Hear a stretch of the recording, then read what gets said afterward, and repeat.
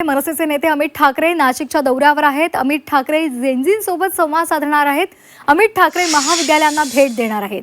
तर विद्यार्थ्यांना उपस्थित राहावं असं आवाहन सुद्धा मनसेकडून करण्यात आलेलं आहे। मनसेचे नेते अमित ठाकरे आज नाशिकच्या दौऱ्यावर आहेत। शहरातील विविध महाविद्यालयांना ते भेट देत विद्यार्थ्यांशी संवाद साधणार आहे। यावेळी अमित ठाकरे सभासद नोंदणीचा आढावा घेतील। सकाळी 9 वाजता त्यांच्या या दौऱ्याला सुरुवात झालेली आहे।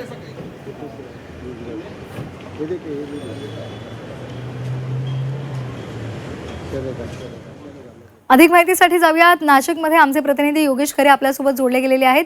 योगेश, नाशिकच्या दौऱ्यावर अमित ठाकरे आहेत, जेनझींसोबत संवाद साधणार आहे, काय या संदर्भातले अधिकची माहिती आहे?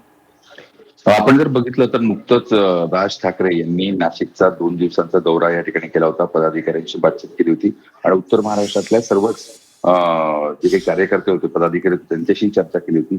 एकूण जर आपण बघितलं तर मनसेला उर्जितावस्था पुन्हा आणण्यासाठी किंवा जेनझीला आकर्षित करण्यासाठीचा प्रयत्न हा मनसेकडून त्यावेळेसच करायचं ठरवण्यात आलेलं होतं आणि त्यानुसार आता आपण बघितलं तर अमित ठाकरे हे नाशिकमध्ये आलेले आहेत आणि ते युवकांशी संवाद साधण्याचा प्रयत्न करणार आहेत। आपण दिल्लीतलं जे काही आंदोलन नुकतंच झालेलं आहे, नाशिकमध्ये सुद्धा जे काही आंदोलन झालेलं होतं, त्या पार्श्वभूमीवर आता जेनझी ही एक मोठी ताकद म्हणून समोर येणार आहे आणि राजकीय पक्षांसाठी एक महत्वाचे ऍसेट असणार आहे आणि त्या दृष्टिकोनातून अमित ठाकरे आता या सर्व युवकांशी संवाद साधणारे, त्यांचे प्रश्न, त्यांच्या समस्या, त्यांच्या महाविद्यालयीन समस्या हे सर्व जाणून घेण्याचा प्रयत्न करणार आहेत। जवळजवळ नाशिक शहरातले 6 ते 7 महत्वाच्या कॉलेजेसमध्ये त्यांच्या दौऱ्याला 9:30 वाजेपासून सुरुवात होईल तर दुपारी 2 वाजेपर्यंत त्यांचा हा दौरा वेगवेगळ्या विद्यार्थ्यांची चर्चेचा असेल। त्यानंतर दुपारी 3 वाजता ते पत्रकार परिषद घेऊन एकूण जी काही चर्चा विद्यार्थ्यांची झाली त्या पद्धतीचं मनोगत ते पत्रकारांशी हे करतील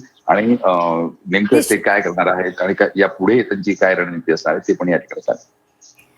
अगदी त्यामुळे आता जेनझींना घेऊनच या पुढचं राजकारण होणार आहे हे मेळाव्यादरम्यान राज ठाकरेंनी सांगितलेलं होतं आणि त्यानुसार आता नाशिकमध्ये अमित ठाकरेंनी तरुणांशी संवाद साधण्याचा कार्यक्रम सुद्धा आयोजित केलेला आहे। महाविद्यालयांना भेटी दिल्या जात आहेत आणि दुसरीकडे राज्यभरात महाविद्यालयांमध्ये सदस्य नोंदणीचा कार्यक्रम सुद्धा सुरू आहे। त्यामुळे या एकूणच वाटचालीकडे पाहता येत्या काळात मनसे कशा पद्धतीनं पुढे जाणार हे पाहणं सुद्धा महत्त्वाचं आहे। धन्यवाद योगेशजी, आपण दिलेल्या सविस्तर माहितीसाठी।